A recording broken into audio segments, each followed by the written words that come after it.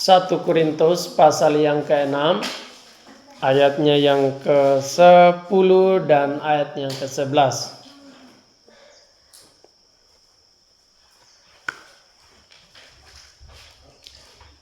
1 Korintus pasal yang ke-6 ayatnya yang ke-10 hingga ayatnya yang ke-11.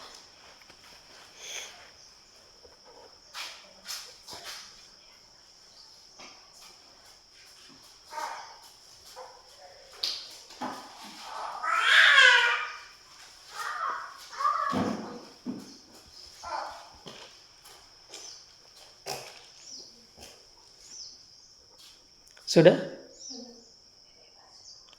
Ya, ayat yang 10 hingga 11 kita baca bersama-sama di hitungan yang ketiga. 1, 2, 3. Pencuri, orang kikir, pemabuk, pemfitnah, dan penipu tidak akan mendapat bagian dalam kerajaan Allah. Dan beberapa orang di antara kamu demikianlah dahulu.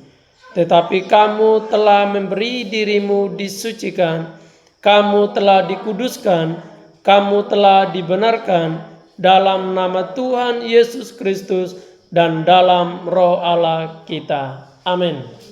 Demikian jauh pembacaan kebenaran firman Tuhan. Yang dikatakan berbahagia adalah kita yang silakan masuk jadi.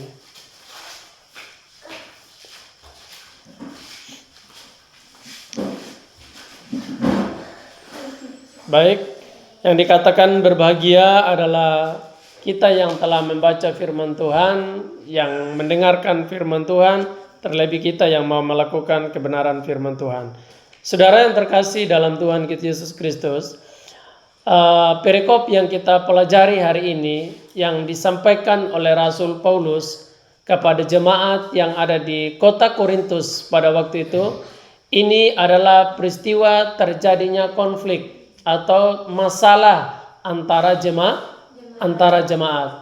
Peristiwa ini adalah peristiwa di mana di dalam mereka beribadah, di dalam mereka bersekutu dengan Tuhan, jemaat yang satu dengan jemaat yang lain mendapat masalah, ada terjadi konflik di dalamnya.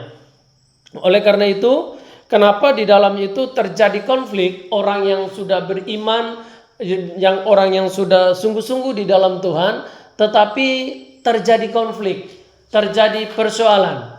Di dalam mereka beribadah kepada Tuhan, di dalam mereka bersekutu dengan Tuhan, tetapi ada masalah di dalamnya itu. Karena kita ketahui saudara yang terkasih dalam Tuhan, kota Korintus ini adalah kota pelabuhan terjadinya penyembahan berhala. Jadi kota Korintus ini adalah kota yang penuh dengan penyembahan berhala. Yang dimana ada begitu banyak sekali hal-hal yang mereka lakukan yang tidak berkenan di matanya Tuhan. Karena memang ini adalah kota kafir. Kota yang tidak, yang sebelumnya itu adalah kota yang memang benar-benar mereka melakukan penyembahan yang berhala.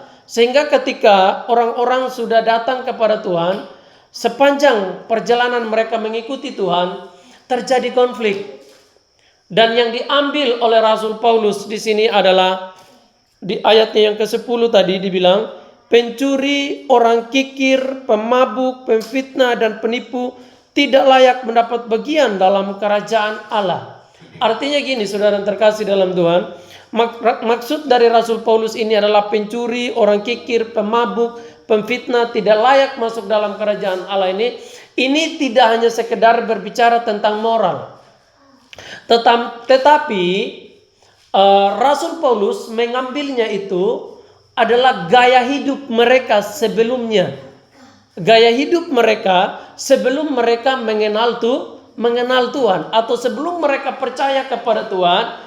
Gaya hidup mereka adalah ada yang mencuri, ada yang pekikir, ada pemabuk, adalah pemfitnah. Tetapi Rasul Paulus menasihati mereka, ketika kita sudah ada di dalam Kristus Yesus, ketika kita sudah berada di dalam Tuhan, ketika kita sudah mengikuti Yesus sebagai satu-satunya Tuhan dan Juru Selamat dalam pribadi kita, tidak cocok lagi. Tidak cocok lagi, tidak relatif lagi, tidak sejalan lagi dengan apa yang Tuhan kehendaki ketika kita masih hidup di dalam kehidupan lama kita. Ini lidah ini pendek aja. Jadi saudara yang terkasih dalam Tuhan, kalau kita masih melakukan gaya hidup kita seperti sebelumnya itu, ini tidak cocok lagi sebagai seorang pengikut Tuhan. Yang dimaksud di sini adalah tidak layak memperoleh kerajaan surga, tidak layak, tidak berbicara tentang keselamatan. Tetapi dia bilang,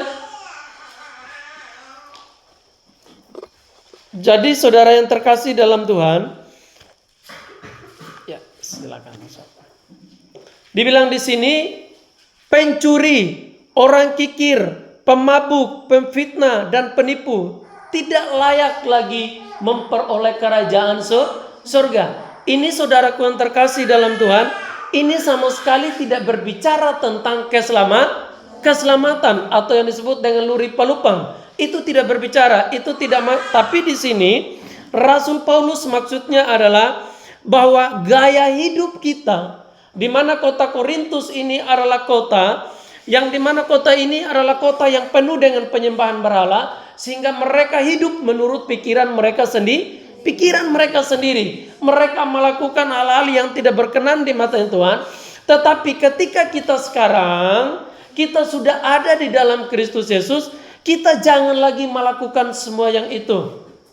Sekali lagi saya katakan, itu tidak ada hubungannya tentang keselamatan. Ini hanya berbicara bahwa tidak ada realitanya lagi, tidak cocok lagi sebagai seorang yang mengikuti Tuhan ketika kita masih melakukan hal-hal yang tidak berkenan seperti mencuri, kikir, memfitnah, pemabok, pendusta. Itu kalau kita masih lakukannya itu tidak cocok.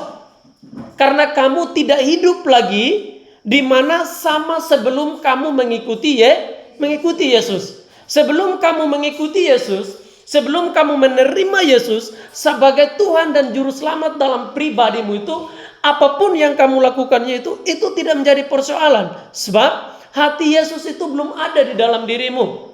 Inilah yang dinasihatkan oleh Rasul Paulus kepada jemaat-jemaat, kepada orang-orang di kota Korintus pada waktu itu, agar mereka meninggalkan gaya hidup mereka.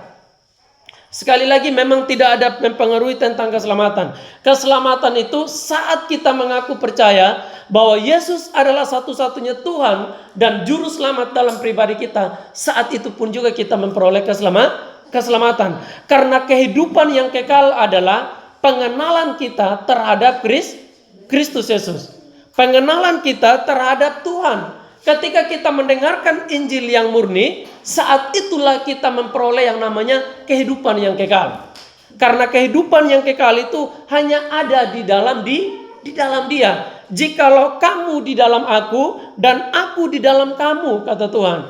Jadi ketika kita sudah menerima Yesus sebagai Tuhan dan Juru Selamat dalam pribadi kita, kita telah memperoleh yang namanya kehidupan yang kekal. Tetapi di sini yang dinasihatkan oleh Rasul Paulus kepada jemaat, ketika mereka beribadah bersama-sama, ternyata terjadi konflik antara jemaat yang satu dengan jemaat yang lain. Terjadi masalah, ada persoalan di dalamnya itu. Kenapa? Karena memang seperti bangsa Israel ketika dibawa keluar oleh Musa dari tanah perbudakan Mesir itu membutuhkan waktu 40 tahun. Untuk membawa mereka di dalam tanah Kanaan, sesungguhnya tidak membutuhkan waktu 40 tahun. Hanya butuh waktu 2 minggu saja, mereka akan menginjakkan kaki ke tanah Kanaan. Tetapi yang kita ketahui bersama, saudara yang terkasih dalam Tuhan, 40 tahun. Mereka keluar dari padang gurun. Persoalan yang paling pertama mereka hadapi adalah mereka berjumpa dengan laut Teberau.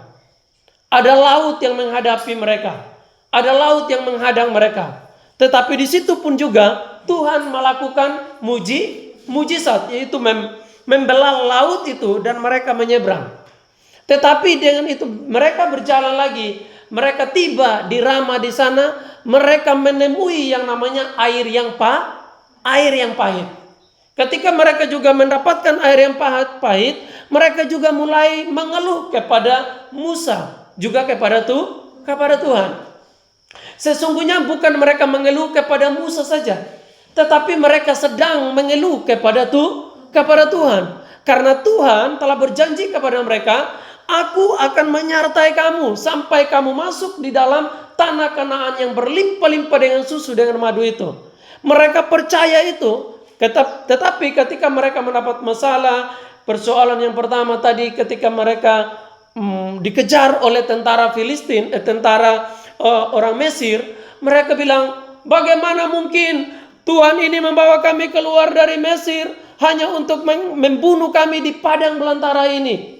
Bagaimana caranya sekarang kita bisa nyebrang? Ada laut di depan kita, tetapi Tuhan di sana melakukan mujizat, membela laut itu, mereka nyebrang. Dengan mata mereka sendiri, mereka menyaksikan bahwa ketika tentara Mesir di situ menyeberangi laut itu, mereka ditutup dengan air laut. Mereka menyaksikan sendiri Tuhan membunuh mereka semua. Tetapi dengan seiring berjalannya waktu, mereka temukan air yang pahit juga, sampai mereka dipagut ular juga.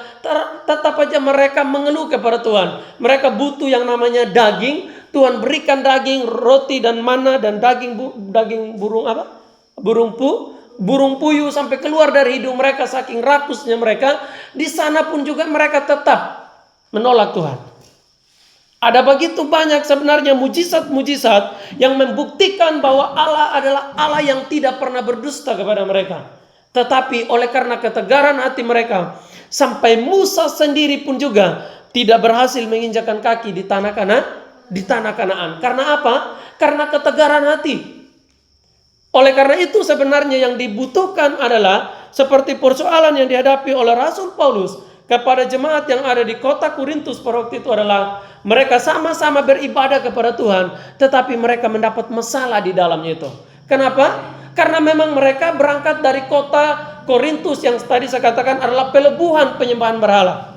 Kenapa saya katakan pelebuhan? Pelebuhan itu berbicara tentang perjumpaannya. Dari yang satu, kapal yang satu, pulau yang satu. Jadi di sana adalah kota Korintus, adalah kota penyembahan berhala. Sehingga untuk mengubah hati mereka yang sudah datang kepada Tuhan, yang sudah masuk di dalam hati Tuhan, yang sudah masuk dalam hati mereka, itu sangat sulit sekali. Karena apa? Karena mereka masih mengingat-ingatkan dari mana mereka diangkat. Oleh karena itu ketika mereka beribadah, mereka mendapat konflik. Satu yang mau saya sampaikan adalah orang yang mengasihi Tuhan, orang yang mencintai Tuhan, dia tidak akan pernah membenci saudaranya. Amin. Karena apa? Kenapa mereka tidak bisa membenci saudaranya? Karena apa? Karena Tuhan yang ada di dalam hati mereka adalah Tuhan yang sama juga yang ada dalam hati pribadi mereka. Baik mereka orang Islam, orang Marapu, orang apapun juga, kita tidak akan pernah memiliki kesempatan untuk membenci orang lain. Sebab kita harus sadari bahwa Kristus yang ada pada mereka, Kristus itu pun yang ada pada diri kita. Jikalau kita mendapatkan hati Tuhan ini, kita sangat sulit sekali untuk kita membenci saudara kita. Seberat apapun persoalan yang mereka lakukan terhadap kehidupannya kita tidak akan pernah bisa membenci mereka.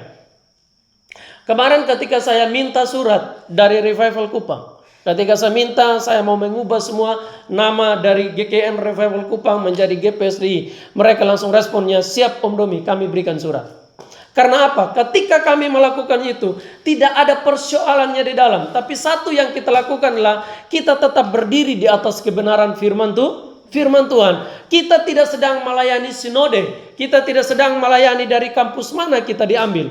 Sampai dengan hari ini kami tidak pernah menceritakan tentang GKIN. Kami tidak pernah menceritakan tentang GPSD. Tapi kami selalu menceritakan tentang kebenaran firman Tuhan. Karena ketika kita menceritakan tentang kebenaran firman Tuhan, bagaimanapun caranya atau persoalan yang kita hadapi, kita tetap berada dalam kesatuan. Tapi kalau kita menceritakan dari mana gereja mana kita berdiri, kita dari kampus mana kita keluar, kita akan menjadi persoalan. Karena inilah yang akan menjadi memecah-mecahkan gereja yang ada sekarang. Kami ini dari gereja ini, kami ini dari kampus ini, kami pengejarannya seperti ini. Kita tidak lagi berdiri di atas kebenaran firman Tuhan. Dan firman Tuhan berkata, jikalau aku di dalam kamu dan kamu di dalam aku, mintalah. Aku akan berikan. Tapi ini maksudnya gini, saudara yang terkasih dalam Tuhan.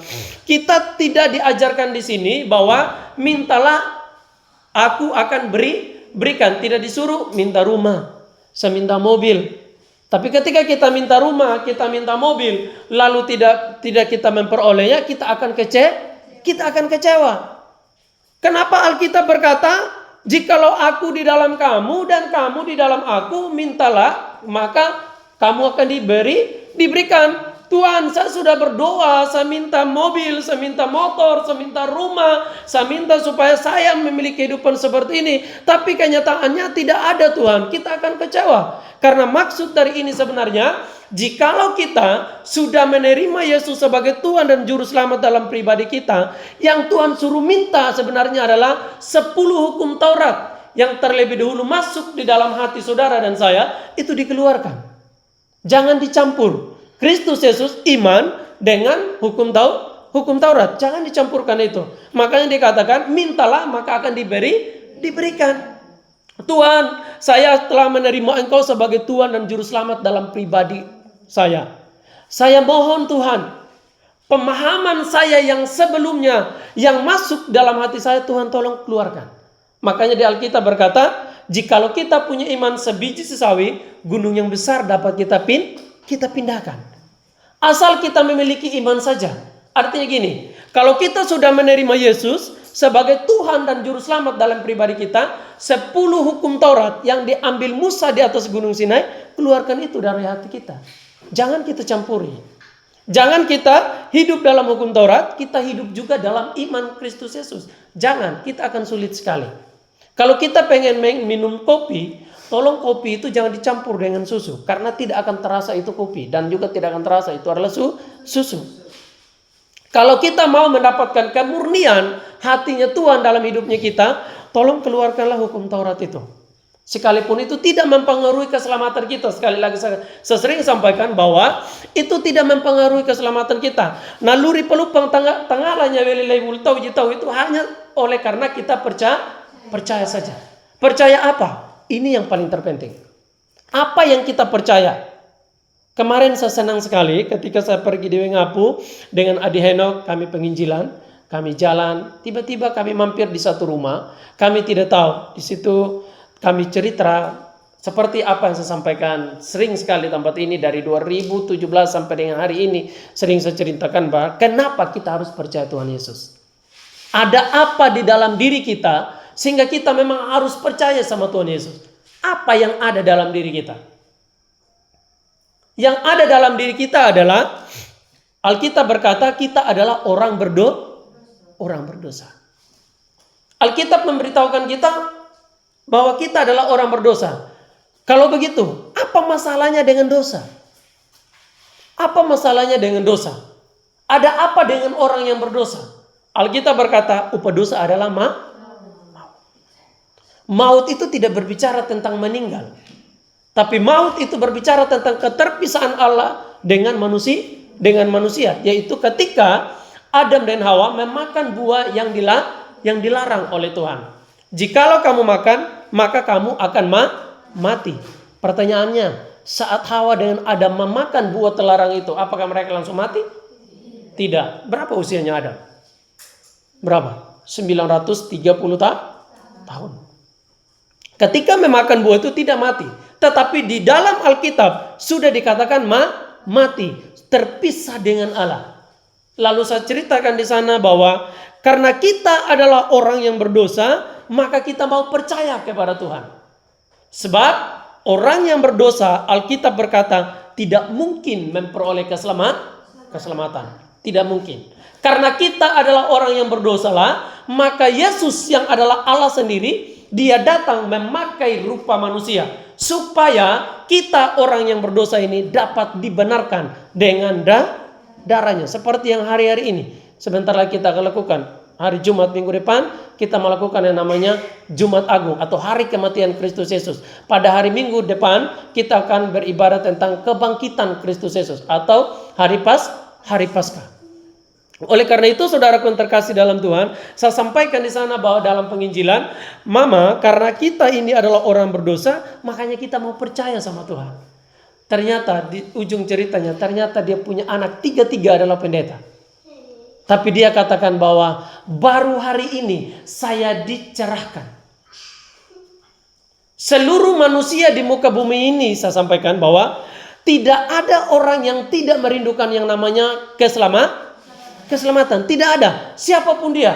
Agama apapun dia. Mau dia Kristen, mau Hindu, mau Buddha, mau Islam, mau Marapu, mau Konghucu. Apapun agamanya, kerinduannya adalah harus masuk surga. Tapi satu pertanyaannya. Sudahkah kita ada di dalam darah perjanjian itu? Ini yang paling terpenting. Seperti saya punya tawa, sering pergi di rumah, di depan rumah. Tapi dia tidak bisa langsung masuk. Itu rumahnya Om Domi. Dia langsung masuk ke dalam rumah, tidak bisa. Kecuali saya bilang, tawa, mampir di rumah. Ketika dia mampir, masuk aja, tidak apa-apa, mau minum, silakan. Kecuali saya ada perjanjiannya. Tidak bisa berdasarkan dia adalah ponaan, lalu dia punya om, dengan seenaknya langsung masuk dalam rumah. Tidak bisa. Bisa diusir. Oleh karena itulah di dalam kehidupan kita, saudara yang terkasih dalam Tuhan, tanpa kita ada di dalam darah perjanjian, yaitu di dalam darah Kristus Yesus, mustahil masuk surga. Ini yang paling terpenting yang kita lemparkan kepada saudara kita. Sampai dengan hari ini kita harus menyampaikannya adalah saat kita mengaku percaya Yesus adalah Tuhan dan Juru Selamat dalam pribadi kita, saat itu juga kita memperoleh keselamatan. Bukan nanti lagi seperti yang diajarkan di luar sana, kita harus lakukan ini dulu, lakukan ini. Ini adalah manusia lama. Inilah yang diajarkan oleh Rasul Paulus sebenarnya. Ketika kita percaya, kita memperoleh keselamatan. Tapi mengapa? Kalian sudah percaya kepada Tuhan, tapi mengapa kalian ada masalah? Kata Rasul Paulus kepada jemaat di kota Korintus pada waktu itu.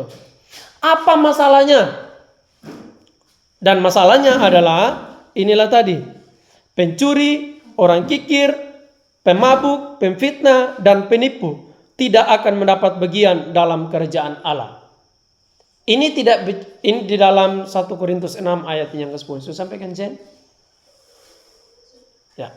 Jadi disampaikan di sini pencuri, orang kikir, pemabuk, pemfitnah dan penipu tidak akan mendapat bagian dalam kerajaan Allah. Tidak mendapat bagian dalam kerajaan Allah tidak berbicara tentang keselamatan ya. Tapi artinya sini, ketika kamu mencuri, kamu mabuk, kamu pemfitnah, kamu menipu, kamu berbohong, kamu kikir. Tapi kamu berkata kamu orang yang beriman kepada Tuhan, itu tidak cocok. Tidak cocok. Sekali lagi, supaya kita betul, jangan sampai nanti bilang ternyata orang yang mabuk tidak bisa masuk surga. Jangan gitu ya. Tapi maksud saya gini, bahwa ketika kita mabuk, fitnah, kikir, penipu, itu tidak cocok dengan orang yang beriman. Kita sudah berbeda, kata Rasul Paulus. Dulu ketika kamu belum percaya, kamu bisa melakukan yang itu. Tapi sekarang ketika kamu sudah percaya, itu tidak cocok lagi, kata Rasul Paulus kepada jemaat yang Korintus. Jadi kata kuncinya kita adalah di ayat yang ke-11. Tetapi kamu telah memberi dirimu disucikan dan beberapa orang di antara kamu demikianlah dahulu. Jadi kata kunci kita adalah dahulu. Dulu sebelum kalian percaya, kehidupanmu seperti ini. Mencuri, kamu kikir, kamu dusta, kamu menipu, kamu kikir, kamu pemabuk. Dulu kamu seperti itu. Tapi kamu bersyukur sekarang kamu telah memberikan dirimu disucikan, dikuduskan, dan dibenarkan.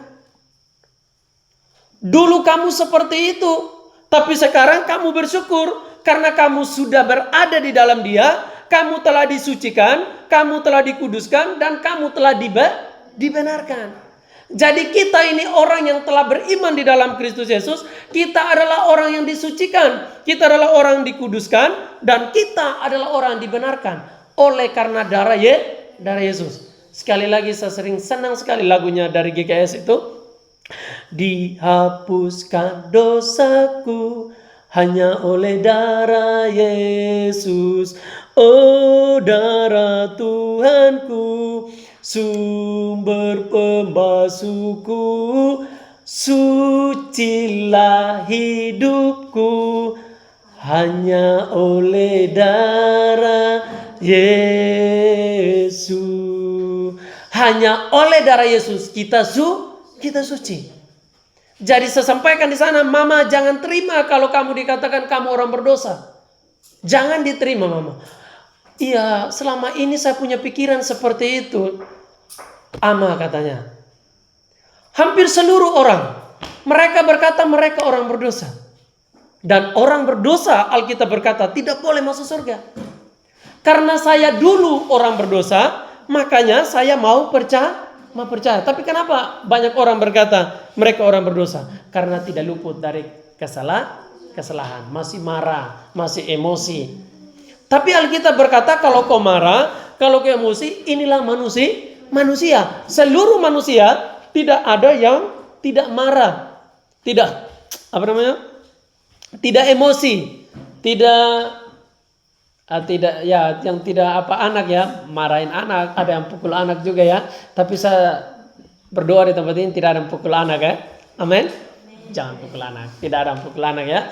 Dulu dikatakan di ujung rotan ada emas, tapi sekarang di ujung rotan ada kebencian.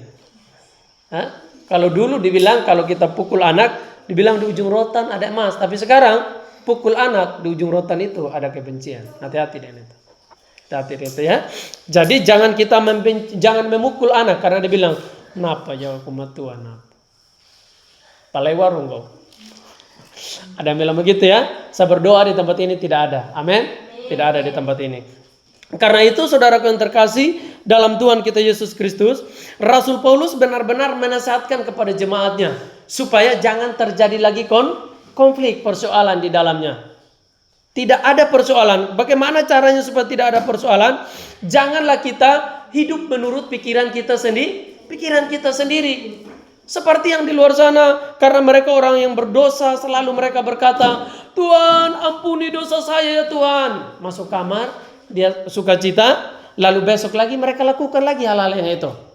Masih saja mereka lakukan. Ketika mereka lakukan hal-hal yang tidak berkenan seperti mabuk, pendusta, menipu orang, masuk dalam kamar, "Tuhan, ampuni, tadi saya tipu, tadi saya minum mabuk, ampuni Tuhan." Langsung senang. Inilah caranya iblis. Memutar balik kebenaran dalam diri kita. Kalau kita berkata bahwa kita sebenarnya adalah orang kudus, sulit sekali untuk kita melakukan hal-hal yang tidak berkenan. Kenapa? 2 Timotius 3 ayat 16. Sebab segala tulisan yang difirmankan Allah itu berfungsi untuk mendidik, menasihati kita, mengajari kita, dan membantu kita. Ketika kita mau sempat melakukan hal-hal yang tidak berkenan, Roh Kudus langsung bilang, itu tidak bagus. Itu tidak bagus. Tidak boleh. Ada yang banyak sekali saya dengar teman-teman kita yang di Bali, mereka habis gajian, mereka pergi di dunia malam ya. Mereka lakukan hal itu, ada yang minum mabok, ada yang pergi di tempat-tempat yang tidak bagus ya. Mereka orang Kristen tidak? Orang Kristen. Tapi mengapa Tuhan tidak menghalaukan mereka? Kalau kamu lakukan itu, kamu bisa sakit ini. Nanti kamu bisa mengalami ada penyakit macam-macam ya, HIV, ada penyakit Epilepsy, apa namanya itu? Macam-macam penyakit kulit. Tetapi kenapa Tuhan membiarkannya? Karena mereka tidak takut akan Tuhan. Saya ulangi, siapa ingat tentang apa arti dari takut akan Tuhan? Apa arti dari takut akan Tuhan? Kita takut apa sehingga kita takut akan Tuhan? Apa yang kita takut? Anak yang masih muda ya, tolong lebih ini ya. Kita takut akan Tuhan itu apa yang kita takut? Sehingga kita takut akan Tuhan. Kita takut Tuhan meninggalkan kita. Kita takut akan Tuhan sehingga kita mau melakukan apa yang Tuhan mau itu adalah karena kita takut Tuhan meninggalkan kita. Seperti mereka di luar sana, ada banyak orang Kristen juga yang pergi di sana. Mereka dapat gaji, mereka pergi minum mabok. Kenapa Tuhan tidak bilang mereka, nanti kalau kamu minum mabok, kamu bisa kecelakaan. Kamu bisa pukul istrimu nanti. Kamu bisa pukul anakmu nanti. Kenapa Roh Kudus tidak bicara begitu? Karena mereka tidak takut akan Tuhan. Dan mereka selalu berkata, orang berdosa gini sudah. Atau ada yang bilang, memang juga kita masih injak bumi. Itu kalimat itu adalah kalimat pembodohan. Tolong jangan terima kalimat begitu. Kita masih injak bumi, ya tidak apa-apalah kita lakukan ini. Tolong jangan menerima kalimat itu. Ada juga mengatakan, buat apa kita kerja pagi sampai sore, kuburan kita hanya berapa? 1x2 saja. Ada yang bilang begitu ya. Tolong kalau ada kalimat begitu, itu kalimat pembodohan juga. Itu ada kalimat melumpuhkan kita. Oh iya betul ya. Umbu Yadar meninggal aja dia tidak bawa apa-apa. Kalau anak muda mendengar itu, mereka tidak mau sekolah. Mereka juga tidak mau bekerja. Mereka tidak mau berusaha. Sebab meninggal juga mau bawa apa juga. Ada yang mengajarkan demikian. Tapi jikalau kita mendengar itu, tolong kita usir kalimat-kalimat itu. Usir kalimat itu adalah kalimat pembodohan bagi saya. Inilah kalimat yang akan menginjak ekonomi saya. Inilah kalimat-kalimat yang membawa saya untuk saya tidak berusaha. Sebab itu halaukan kalimat-kalimat demikian. Kita perlu memiliki yang namanya revival di dalam pikiran kita. Benar tidak pikiran ini? Contohnya, saya mendengar kalimat itu. Oh betul ya, kalau saya meninggal juga nanti untuk apa? Akhirnya saya tidak mau berusaha. Saya punya anak, saya punya istri. Apakah ketika saya meninggal, langsung istri dengan anak saya meninggal? Tidak. Tapi saya mewariskan apa yang saya miliki. Oleh karena itu saudara yang terkasih dalam Tuhan, jikalau ada yang berkata, untuk apa kamu kerja dari pagi sampai sore, nanti kamu meninggal juga hanya 1x2, itu kalimat pembodohan itu. Kita harus bekerja. Alkitab bilang begini, ora et labora, berdoa dan bekerja. Harus begitu. Tapi kalau pendeta sampai dengan hari ini, sejak 2014 sampai dengan tahun ini 2026, saya tidak mau bekerja. Saya tidak mau bekerja untuk mencari uang. Karena saya tahu pekerjaan saya adalah belajar Alkitab dan memberitakan Injil. Inilah pekerjaan kami pendeta. Jadi kalau ada yang bisnis, kalau ada yang melakukan itu keliru. Saya tidak katakan itu salah ya. Itu keliru. Karena pekerjaan kami sebagai pendeta adalah ora et laboranya kami adalah berdoa dan bekerja. Dan pekerjaan kami adalah belajar Alkitab dan memberitakan Injil. Inilah pekerjaan dari pendeta. Tapi kalau jemaat, ada yang tenun, ada yang petani, ya dari pagi sampai sore dia harus bekerja. Bahkan Alkitab berkata, kalau kau tidak bekerja, kamu tidak boleh makan. Bahkan dibilang lagi, pergi belajar kepada semut. Belajar kepada semut, binatang yang paling kecil. Pada musim panas, dia mencari makanan, dia masuk ke dalam tanah, dia mengumpul bekal ini. Pada musim hujan, dia tidak keluar. Karena ketika dia keluar di musim hujan, dia akan terbawa arus, bawa anjir lagi, bawa air. Ini lidah ini kecil saja, jadi tidak sebut dengan bagus. Karena itu saudaraku yang terkasih dalam Tuhan kita Yesus Kristus, yang paling terpenting kita miliki sekarang adalah bagaimana kita tetap memposisikan diri kita. Kita adalah orang benar, kita adalah orang suci, kita adalah orang kudus. Amin. Amin. Amin. Terang dengan gelap itu tidak bisa bersatu. Terang dan gelap tidak bisa. Oleh karena itu jangan terima kalau ada yang berkata kita ini orang berdosa. Jangan bilang kita ya. Kamu aja kales. Kamu aja yang orang berdosa. Saya bukan orang berdosa lagi. Karena Tuhan saya dikatakan saya bukan orang berdosa. Bukan karena saya tidak melakukan kesalahan. Tapi saya dikatakan bukan orang berdosa karena darah Yesus. Saya orang benar bukan karena saya tidak melakukan kesalahan, tapi saya menjadi orang benar karena Yesus yang membenarkan saya. Amin. Ini kita harus miliki dalam diri kita. Mindset ini, pola pikir ini kita harus punya. Sehingga ketika anak-anak muda pun juga sesungguhnya sulit sekali untuk hancur. Sangat sulit. Ini yang kami lakukan di mana-mana pun juga. Bahkan ketika saya membuat seminar sampai di SBD, ini yang saya sampaikan. Sampai ada yang bertanya, nangis dengan keadaan marah. Kami baru dengar ada yang mengatakan ini adalah kita orang benar. Saya tidak percaya katanya. Mereka marah. Kenapa? Karena mereka belum mendapatkan kebenaran yang murni. Ada yang marah. Di Tanah Rara pun juga ada yang marah. Mereka tanya sambil marah. Karena memang mereka belum pernah mendengar ini. Ketika saya berkata kita bukan orang berdosa lagi. Lalu mereka mulai mengangkat ayat 1 Yohanes 1 ayat 8. Jika kita berkata kita bukan orang berdosa, kita menipu diri kita sendiri dan kebenaran itu tidak ada dalam diri kita. Mereka tanya yang itu. Lalu saya sampaikan, lalu mereka sukacita sekali. Dan akhirnya itu dusun berkata, Om, bisa tidak datang lagi. Kami dengan Bapak Desa siapkan 500 orang. Dan saya senang sekali. Inilah yang kami terus sampaikannya, bahwa ketika anak-anak muda memiliki pemahaman saya adalah orang kudus, sulit sekali untuk mereka melakukan hal-hal yang kotor. Sangat sulit. Tapi kalau bilang saya orang berdosa, ada yang pacaran melakukan hal-hal yang tidak berkenan. Kenapa? Melakukan hal-hal yang tidak berkenan, masuk dalam kamar, Tuhan ampuni dosa saya Tuhan, langsung senang. Inilah caranya iblis, memutar balik kebenaran dalam diri kita. Tapi kalau kita berkata kita adalah orang kudus, sulit sekali untuk kita lakukan hal-hal yang tidak berkenan. Sangat sulit. Karena apa? Saya kudus bukan karena saya, tapi karena Yesus. Kita akan menghargai betul-betul darah Yesus, yang dimana sebentar lagi kita memperingatinya. Hari Jumat kita ibadah sore di tempat ini jam 3. Kita memperingati hari kematiannya dia. Dan hari Minggu kita memperingati hari kebangkitannya. Dia mengalahkan maut itu. Hanya untuk siapa? Hanya untuk saudara dan saya yang tadinya kita adalah orang berdosa. Karena dia mencintai kita. Yohanes 3:16 berkata, karena begitu besar kasih Allah akan dunia ini, sehingga ia telah mengaruniakan putranya yang tunggal, supaya kita yang percaya tidak binasa, melainkan memperoleh hidup yang kekal. Ketika kita percaya, kita memperoleh hidup yang kekal. Karena yang kekal itu sudah ada di dalam diri kita. Inilah pentingnya kita sampaikan kepada mereka, siapapun mereka di luar sana. Kita tidak pernah mengajarkannya kalau ke gereja itu tidak lagi kita minum, tidak lagi kita lakukan yang ini, tidak.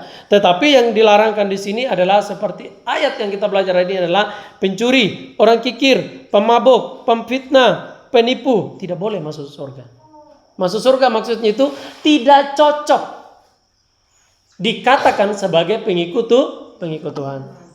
Contohnya ada yang namanya dia adalah seorang hamba Tuhan, pendeta, tapi ada yang merokok. Ada juga yang saya lihat di luar sana mereka merokok. Saya sedih saja sih, hati saya sedih. Kenapa mereka seperti ini? Itu tidak mempengaruhi keselamatan ya, tidak mempengaruhi keselamatan. Keselamatan itu hanya iman kita dalam Yesus. Tapi tidak cocok. Tidak cocok aja, begitu aja. Seperti yang dikatakan Rasul Paulus, segala sesuatu itu halal. Tetapi tidak semua yang halal itu berguna. Kalau tidak berguna, untuk apa saya lakukannya? Hanya tidak cocok aja. Ketika kami memberitakan Injil, kami ini, ada yang mabuk juga, ada juga yang saya lihat. Ada juga yang mabuk. Itu sih sebenarnya kenapa? Salahnya hanya satu. Dia tidak kenal saya. Apalagi kalau dia kenal Tuhan dengan baik. Kalau kenal Tuhan dengan baik, kita akan membenci hal-hal yang tidak baik. Pasti kita akan membenci yang itu. Sekalipun itu tidak mempengaruhi keselamatan. Tapi ada yang merokok, ya kalau memang dia tidak apa-apa, ya tidak menjadi masalah. Kalau memang dia tidak semua, dia tidak rugi, tidak apa-apa, ya silakan aja bagi dia. Tapi kalau ketika dia merokok, lalu dia bilang, lalu dia juga batuk, ada yang ini ya, itu dia membenci dirinya sendirinya. Ada juga yang minum alkohol, minum mabok, pulang dia pukul istrinya. Itu baik tidak? Itu kembali kepada dia. Kalau memang baik, lanjut saja. Tapi kalau ketika dia minum mabok, pukul istrinya gara-gara mabok, kalau tidak baik, untuk apa dilakukan itu?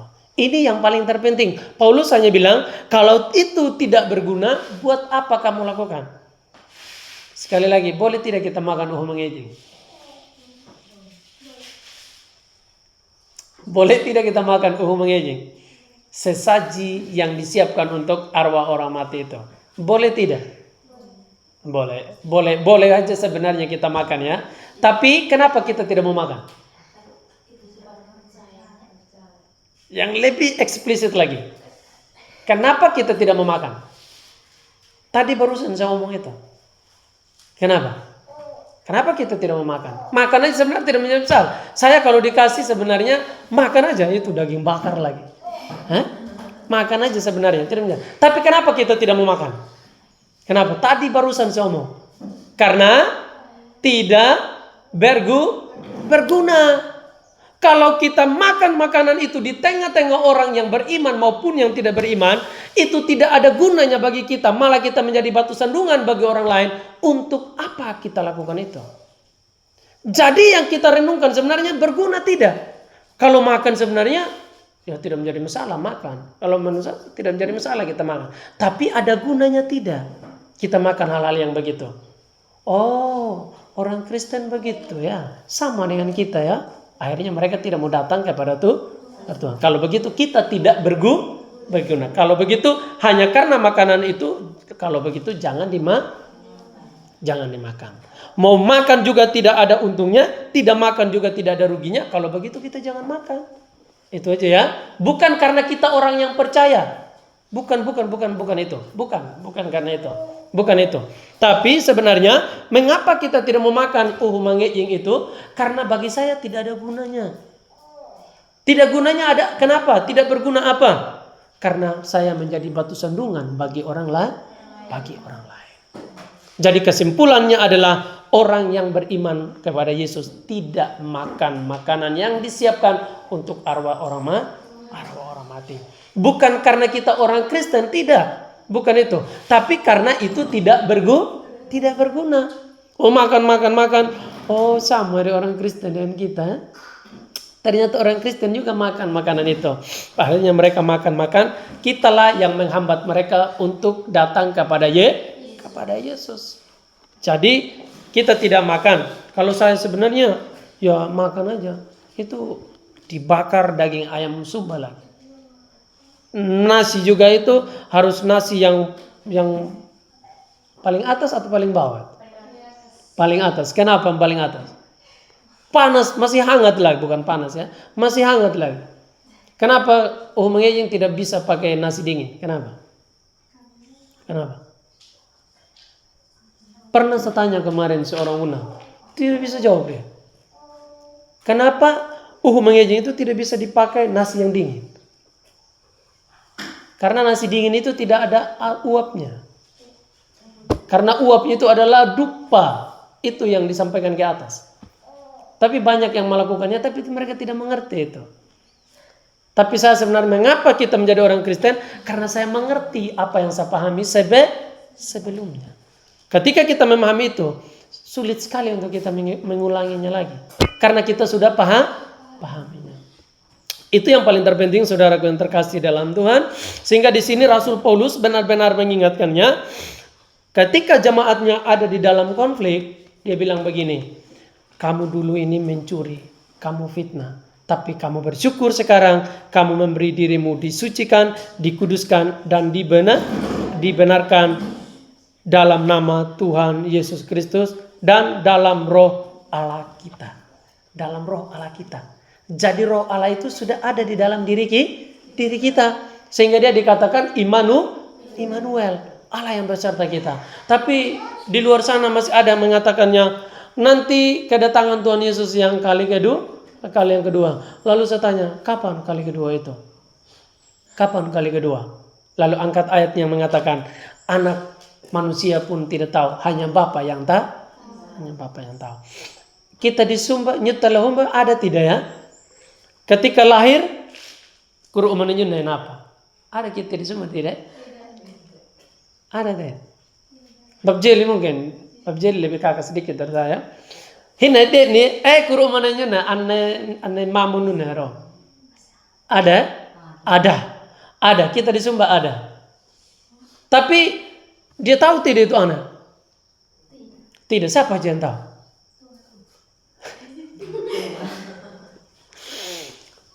Hanya bapaknya yang tahu, bapak aja yang tahu.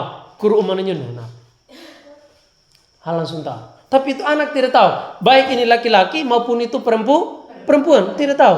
Yang tahu itu hanya Bapak aja. Hanya Bapak. Saya juga dulu pernah dibegitukan. Saya tidak tahu apa-apa.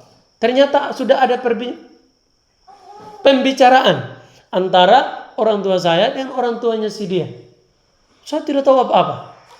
Hanya disuruh pergi di sana. Ketika pergi, akhirnya mereka omong-omong. Lah, karena saya juga masih sekolah juga dulu, jadi saya tidak melakukan hal-hal yang itu. Saya tidak mau karena saya sudah sampai di Denpasar aja dulu kenal orang yang senang dengan saya. Kalau saya tidak pergi di Bali, saya tidak kenal orang yang senang dengan saya. Jadi sebenarnya berbicara anak manusia tidak tahu, hanya Bapa yang tahu. Itu adalah tradisi orang Yahudi. Ketika ada perkawinannya itu, mereka hanya bilang begini, ada yang namanya gulgogos atau yang namanya juru bicara. Ada orang dipercayakan sampaikan kepada pihak perempuan bahwa itu nanti dia akan datang mengantarkan mahar atau belis itu. Mereka bicara, lalu anak laki-laki itu pergi antarkan mahar atau belisnya. Lalu bapak daripada perempuan bertanya begini, kapan kamu datang? Oh, kalau yang itu saya tidak tahu. Bapak yang tahu. Tapi percayalah, saya akan datang. Karena apa? Dia bilang begini, percayalah saya akan datang. Kenapa? Karena dia percaya apa yang bapaknya katakan. Kapan kamu datang? Saya tidak tahu, Bapak. Yang tahu itu adalah Bapakku. Jadi Tuhan Yesus sebenarnya berbicara tentang tradisi orang Yahudi pada waktu itu. Tidak berbicara tentang nanti dia akan datang kali kedua. Entah dia tahun berapa, bulan berapa, tidak tahu. Karena sebenarnya Yesus itu sudah datang. Ada di mana dia sekarang? Di dalam hati semua manusia. Orang Hindu, orang Buddha, orang Marapu, orang Kristen, dia ada di dalam hati kita. Makanya dibilang tubuhmu adalah bait Allah. Kita ini adalah baitnya. Jadi kita ini sebenarnya adalah bait Allah. Di dalam diri kita lah ini Tuhan berdiam. Tapi bagaimana caranya supaya dia ada dalam diri kita dan dia berbicara? Kita harus percaya bahwa kita adalah orang kudus. Kalau kita berkata kita orang berdosa, Tuhan tidak mau tinggal dalam hati kita. Karena terang dengan gelap tidak bisa bersatu, tidak bisa. Harus kita berkata kita adalah orang kudus. Orang suci. Kita harus percaya itu. Lalu kemarin mama itu berkata, saya sudah umur sekarang sudah 78 tahun. Saya baru hari ini saya mendapat pencerahan. Selama ini saya masih akui saya orang berdosa katanya. Dia punya anak 3 pendeta. Dan saya senang sekali dengan adik saya, adik Henok. Kami senang sekali pergi memberitakan Injil. Akhirnya ketika pulang kami dikasih 1 ekor babi. Percaya atau tidak, pergi lihat di Kuya nanti akan ada. Pas pulang dikasih babi. Percayalah itu babi Duro. Tolong jangan mengingininya. Itu kami dapat babi, lalu kami piaranya dan kami senang sekali. Kami pergi memberitakan Injil orang yang kami sama sekali kami tidak kenal. Tapi kami hanya bilang, Tuhan pertemukan dengan orang-orang yang membutuhkan hatimu Tuhan. Kami hanya pergi. Anak-anak bilang begini, asik kita libur, ayo pergi di pantai. Saya dalam hati sudah bilang begini, kalian aja libur ya, pergi di pantai. Ketika mereka pulang dari pantai, saya langsung bilang sama Aden, ayo kita ke Wengapu. Kita juga mau libur juga, mau refreshing juga. Tapi kami pergi memberitakan Injil. Pergilah ke segala bangsa, beritakan Injil, baptislah mereka di dalam nama Bapa, Putra, dan Roh Kudus. Siapa yang belum dibaptis? Kita semua sudah dibaptis. Karena arti dari baptisan adalah kita mati dan kita sudah bangkit di dalam Kristus ya. Baptisan sesungguhnya itu tidak bicara tentang dipercik-percik dengan air atau ditenggelamkan dengan air. Bukan itu arti dari baptisan. Baptis itu kita ada di dalam Kristus Yesus dan kita sudah bangkit dalam Kristus Yesus. Tapi kenapa kita baptis ini? Karena kita butuh surat. Karena kalau pergi di dispenduk sana, orang agama Kristen atau Agama apa? Kristen. Mana surat baptisnya? Karena itu aja, makanya kita lakukan yang itu. Itu tidak mempengaruhi apa-apa. Coba kalau ditanyakan, surat baptisnya Tuhan Yesus ada tidak? Ada tidak surat baptisnya Tuhan Yesus? Tapi apa makna daripada Yesus dibaptis itu? Kenapa Yesus dibaptis dengan apa arti dari baptisan? Arti dari baptisan. Percik. Mau percik, mau selam silakan aja ya. Baptisan itu mau percik, mau selam, dua-duanya sah saja. Yang penting simbolnya adalah A.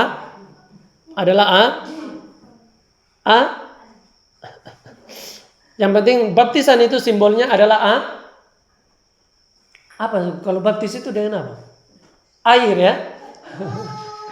Yang penting simbolnya adalah air.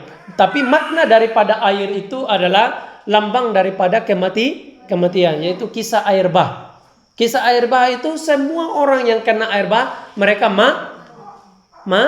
mati. Mati semua orang kena air bah. Tapi orang-orang yang ada dalam bahteranya Nuh itu, mereka tidak mati. Coba baca Roma 8 ayat 1.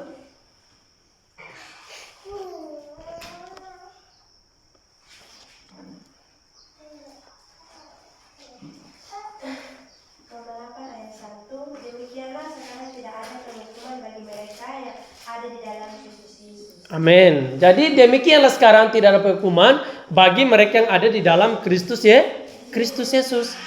Jadi semua orang ada dalam bahtera itu, sekalipun dia punya tembok-temboknya bahtera itu dihantam dengan air, orang yang ada dalam bahtera itu mereka tenang saja. Mereka tidak mati. Ada berapa orang dalam bahtera?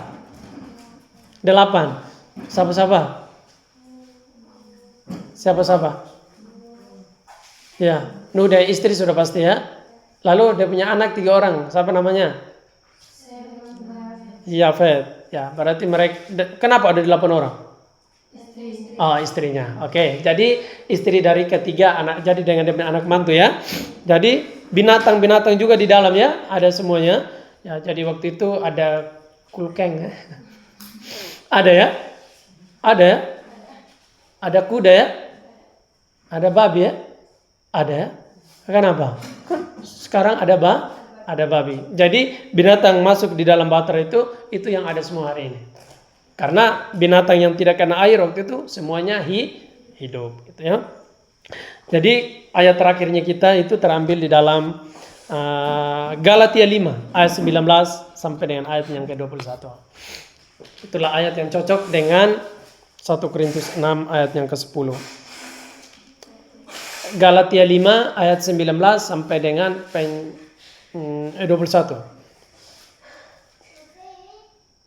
Kalau sudah ada yang ketemu tolong langsung baca, bantu saya.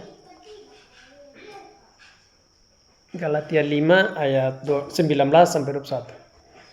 Perbuatan yang telah nyata yaitu percubulan, kecemaran hawa nafsu, penyebaran berhala siri, persekutuan, hati, amarah, kepentingan diri sendiri, percideran, roh pemecahan, kedengkian, pemabuk, pesta pora dan sebagainya. Terhadap semua itu keperingatan kamu seperti yang telah kubuat dahulu, bahwa barang siapa melakukan hal-hal yang demikian, ia tidak akan mendapat bagian dalam kerajaan Allah.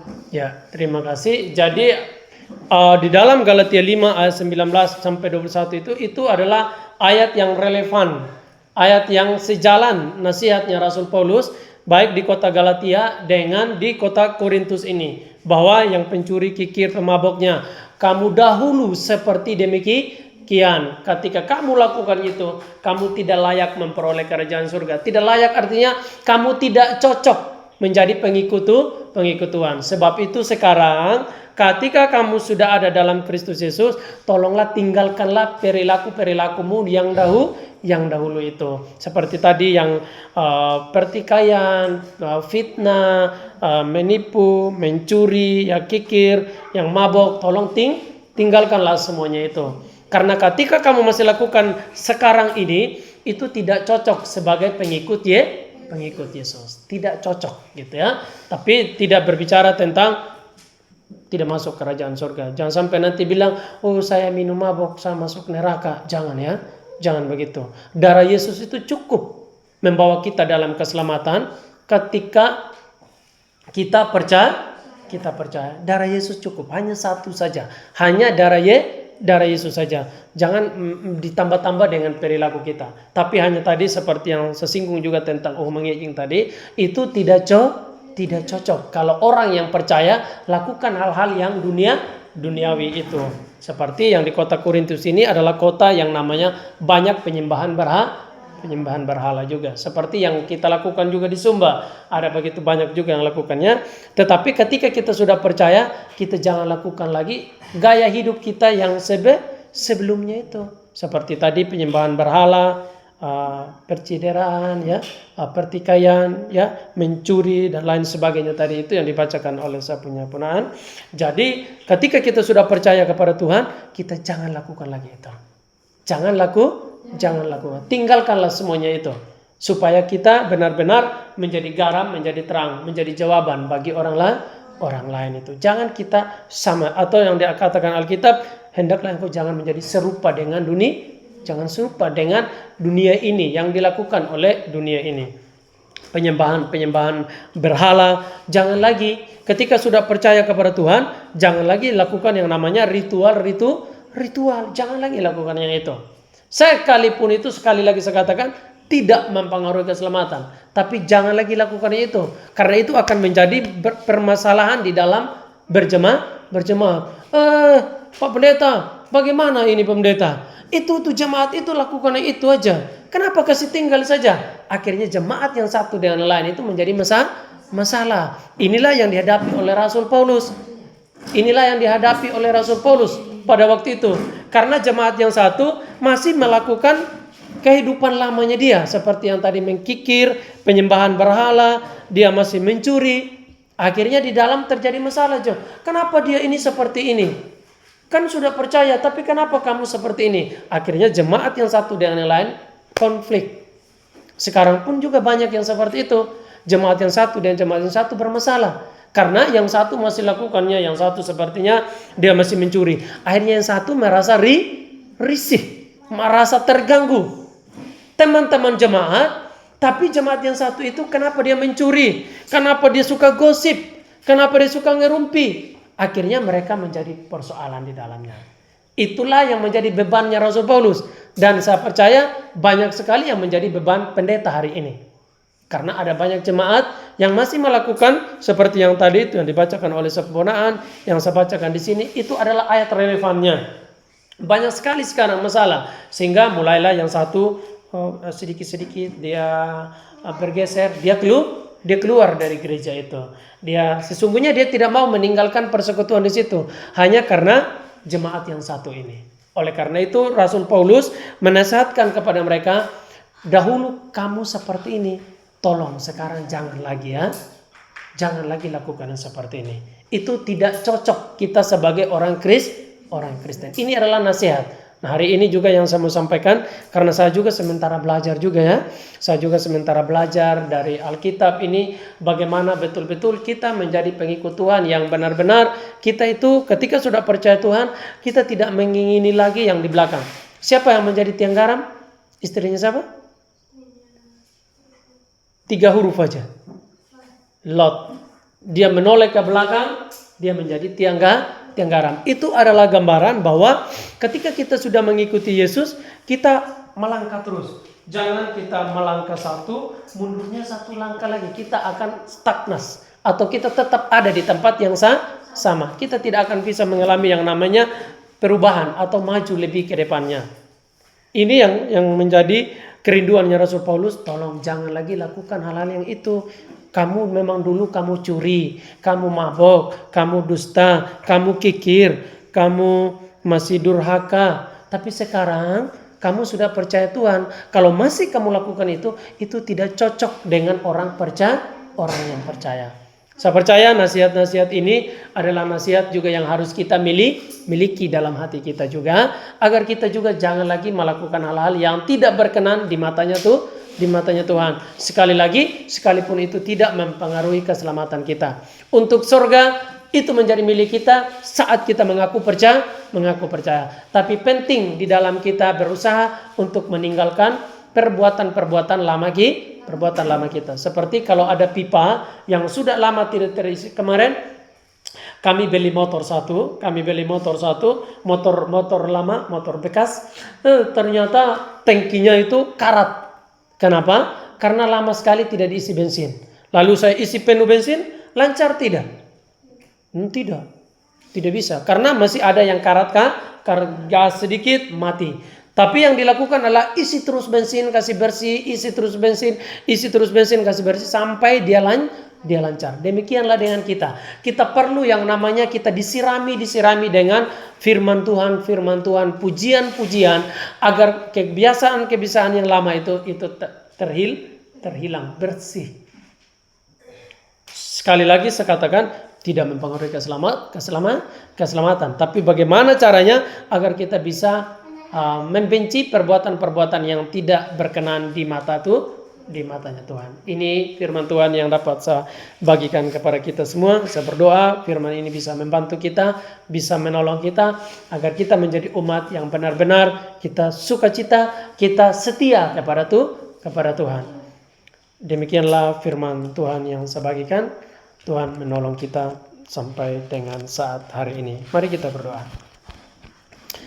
Bapa yang baik, terima kasih buat kebenaran firman-Mu yang sudah datang di dalam hati kami pada hari ini. Tuhan tolong bantu kami, Tuhan tolong kami, sehingga di dalam kami menjalani hari-hari kehidupan kami benar-benar ya Tuhan menghidupi kebenaran firman-Mu Tuhan. Baik dengan tetangga kami, baik dengan sesama jemaat kami, hubungan kami yang baik-baik saja ya Tuhan. Terima kasih Tuhan, terima kasih Bapa. Kami bersyukur, kami berbahagia sekali ketika kami belajar firman bersama-sama dengan saudara-saudara seiman kami di Leruru di tempat ini ya Tuhan. Terima kasih Bapa, terima kasih Tuhan. Inilah doa kami, meteraikanlah firman-Mu di dalam hati kami Tuhan sepanjang hari-hari kehidupan kami. Hanya di dalam nama-Mu yang kudus, Tuhan kami Yesus Kristus, kami mengucap syukur dan kami telah berdoa kepada Bapa di surga. Haleluya. Amin. Baik, saya kembalikan.